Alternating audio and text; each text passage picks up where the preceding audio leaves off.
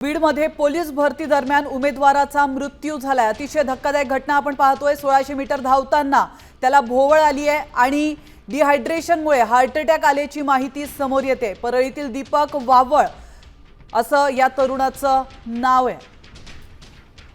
याविषयी अधिक माहिती देतात आपले प्रतिनिधी योगेश काशीद। योगेश, बीडमध्ये अतिशय धक्कादायक घटना घडलेली आहे। पोलीस भरती दरम्यान एकाचा मृत्यू झालेला आहे। नेमकं काय घडलंय? पोलीस भरतीची प्रक्रिया सुरू आहे। आज प्रत्यक्षात त्या पोलीस भरतीच्या प्रक्रियेला सुरुवात झालेली आहे। बीडमध्ये 174 पदांसाठी पोलीस भरतीची प्रक्रिया आजपासून राबवली जात आहे।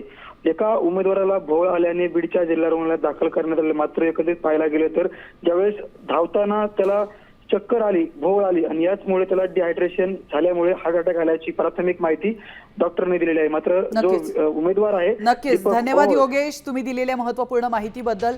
तर 1600 मीटर धावताना डिहायड्रेशन मुळे त्याला हार्ट अटॅक आल्याची माहिती डॉक्टरांनी दिली।